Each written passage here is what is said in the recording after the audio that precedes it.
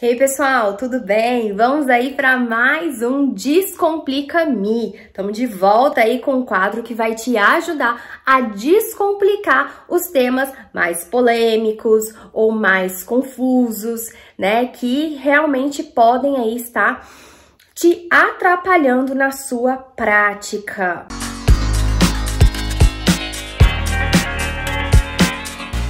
Eu recebi uma pergunta, então eu tô aqui com as minhas anotações aqui, que hoje eu tenho 2 Descomplicas-me para gravar. A pergunta que foi feita, e eu prometi um vídeo, estou aqui cumprindo a minha promessa, geralmente eu tardo, mas eu não falho, é realmente como que você faz a troca de estímulos dos programas. Você deve fazer troca dos estímulos dos programas? Bom, deixa eu te situar se você não tá entendendo o que eu tô falando sobre programa de ensino, o que é isso, o que você tá falando, não tô entendendo nada, então deixa eu te situar aí se você é novo dentro da terapia ABA ou se você tá indo em formação e não tá entendendo. O que acontece? Olha só. Nós temos dentro da terapia ABA, então terapia ABA, a gente sabe que ABA é a ciência, né? A ciência que ela tem princípios, ela tem procedimentos, e nós aqui trabalhamos com terapia ABA voltada para pessoas com autismo. E o que nós fazemos? Nós sabemos que os nossos meninos e meninas com autismo, eles têm grandes atrasos no desenvolvimento. Eles têm uma série de repertórios que eles precisam adquirir, que eles precisam aprender. Então, nós precisamos ensinar aí para eles conhecimentos, nós precisamos ensinar para eles, assim, repertórios de linguagem. Muitos deles são não verbais, não vocais, não falam, não sabem se comunicar, não sabem pedir o que desejam, não sabem nomear coisas, não respondem perguntas, não seguem instruções, não fazem imitações. Enfim, uma série de habilidades que a gente sabe que estão em déficit, que estão em atraso e que a gente precisa ensinar.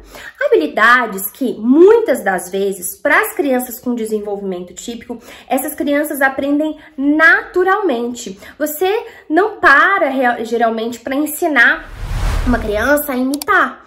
Ela aprende isso com base na interação dela no ambiente que ela vive, né? Os repertórios de linguagem. Você não ensina uma criança a olhar para você. Ela aprende isso com base na interação dela com o meio ambiente que ela vive. Só que a gente sabe que as crianças com autismo, elas possuem aí uma forma diferente de interagir com o meio, e isso acaba provocando nelas uma série de atrasos no desenvolvimento.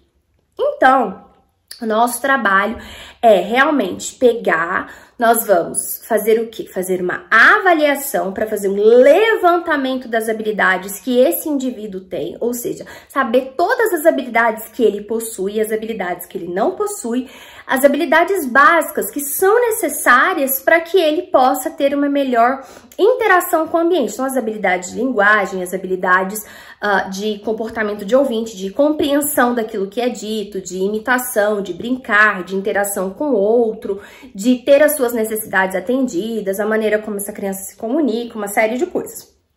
E nós fazemos uma avaliação. Então, geralmente, eu recomendo um instrumento de avaliação que se chama VB-MAP, V-B-M-A-P-P, VB-MAP, VB-MAP, como você quiser falar em inglês, VB-MAP. Então, esse é um instrumento de avaliação para fazer esse levantamento desse repertório e que eu ensino para os meus alunos lá no Entendendo o Protocolo VB-MAP. Eu ensino eles a fazerem essa avaliação, irem da avaliação até a intervenção.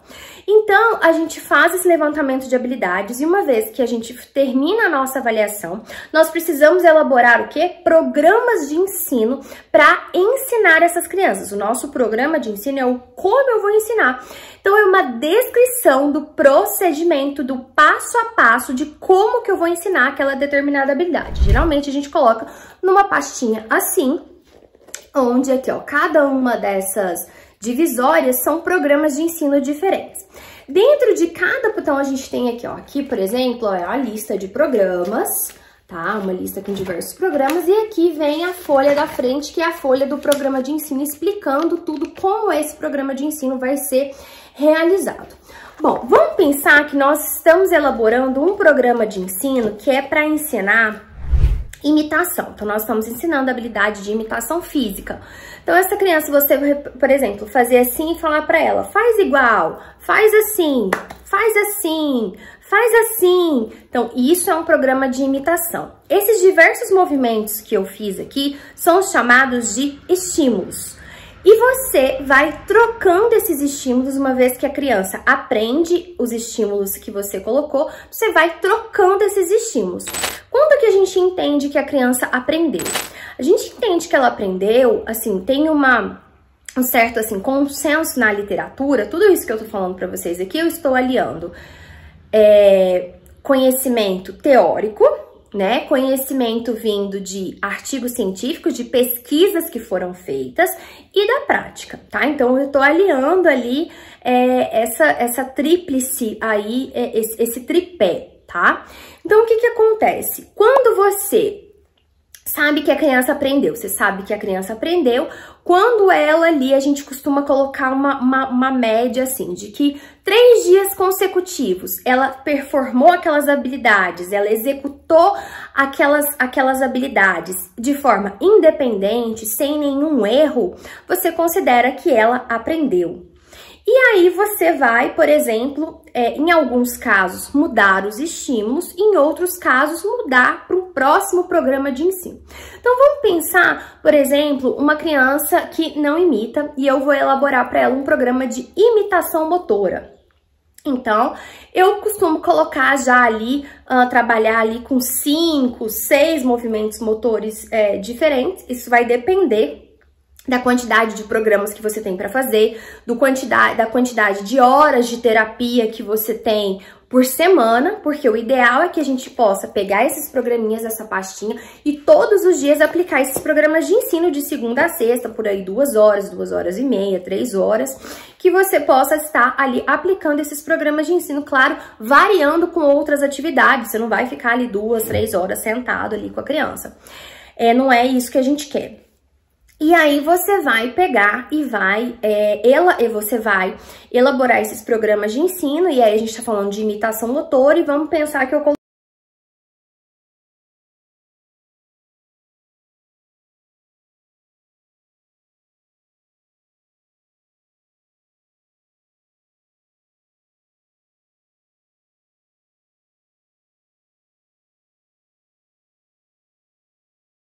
trabalhei por um mês, e ela já aprendeu tudo. Essa curva aí de aprendizado aí, ela é muito individual de cada criança. Quanto mais vezes você fizer, quanto mais você reforçar esse comportamento, maiores são as chances dele ocorrer de novo, dele ocorrer de forma independente e as coisas irem evoluindo. Então você colocou esses 6 primeiros movimentos, essa criança aprendeu. Para imitação, é importante que você coloque mais movimentos. Então, vai lá e coloca mais 6 movimentos. Além disso, além da imitação motora simples, por exemplo, depois que a criança passa da imitação motora simples, você pode ir já para uma sequência de imitação de movimentos. Então, ela fazer assim e assim, 2 movimentos sequenciais, e ela imitar.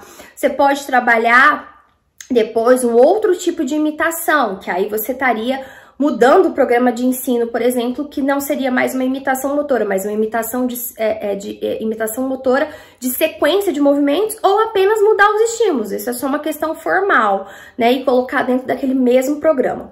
Mas você pode também depois mudar para um próximo programa, que é uma imitação motora com objetos. Então, por exemplo, ela colocar uma bolinha dentro do copo, ela bater a caneta na mesa, enfim, são movimentos que ela vai estar aprendendo, vai ser uma imitação motora com objeto. Então, a gente coloca esses programas de ensino para que essa criança possa aprender. Ah, como que eu vou saber qual programa que eu vou trabalhar primeiro, qual programa que eu vou trabalhar depois? Olha, você sempre parte do seguinte, primeiro que isso é uma avaliação individualizada, né? Então, a gente usa muito ali a sequência que tem dentro do instrumento de avaliação VibiMap. Mas, eu quero sempre deixar um raciocínio para vocês. Parta sempre do mais simples pro mais difícil. Então, comece com coisas bem simples, depois vá para coisas mais complexas. Use sempre esse raciocínio. Pegue uma habilidade maior, divida em pequenos pedaços e vai ensinando pedacinho por pedacinho. Cada um desses pedacinhos vai ser um programa de ensino ou vai ser um estímulo dentro de um programa de ensino. Então, por exemplo, esse exemplo da imitação, você vai aí variando a questão dos movimentos, tá? E depois você pode ir também variando o nível de dificuldade dos movimentos. Mas vamos pegar um outro exemplo que eu tô ensinando a criança a fazer identificação de letras do alfabeto. Então você pode pegar ali, por exemplo, o alfabeto tem 26 letras, você pode dividir o alfabeto em 5 letras, em 3 letras, em 3 grupos em diversos grupos de 3 letras, diversos grupos de 5 letras ou de 6 letras e trabalhar essas letras em conjunto ou trabalhar apenas, por exemplo, de 3 em 3. E aí, você terminou um grupo, você passa para o outro. Terminou um grupo de letras, você passa para o outro. Ah, agora eu já fiz todo o alfabeto, agora eu vou trabalhar o quê?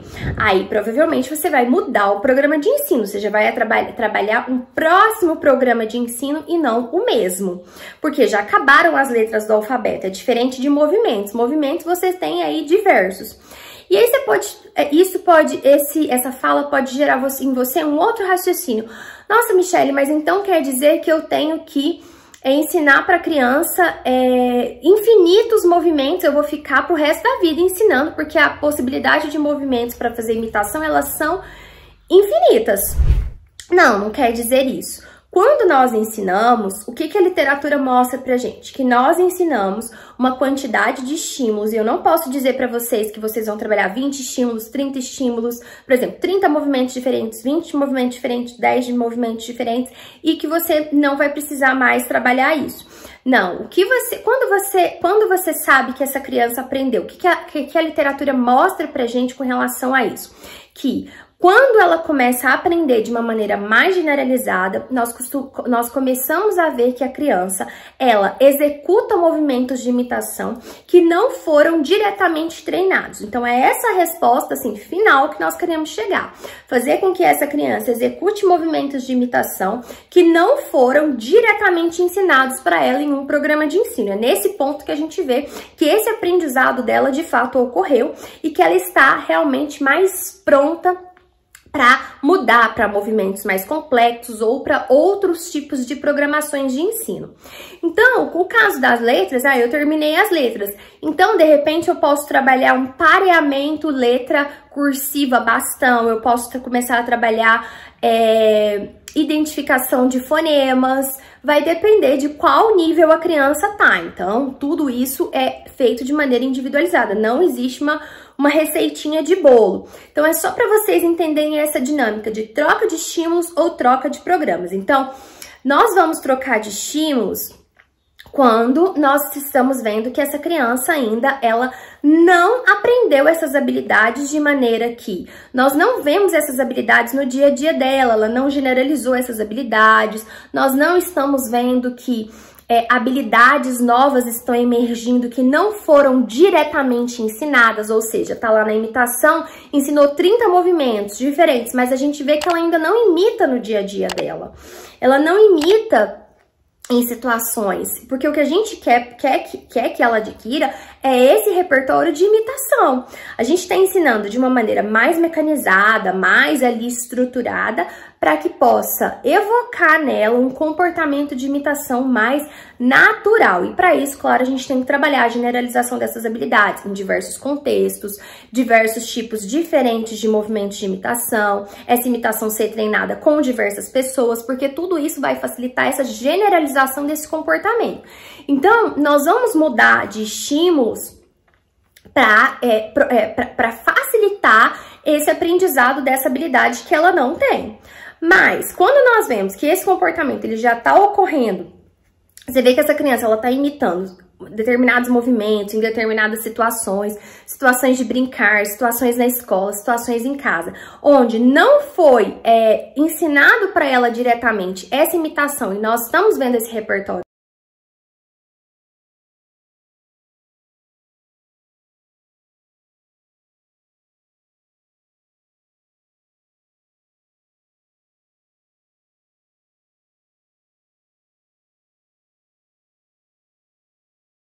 não trabalhe mais programas de imitação com ela, porque ela já tem esse repertório, então nós vamos trabalhar outras coisas. Então, em alguns momentos nós vamos mudar repertório, em outros momentos nós vamos mudar programas de ensino.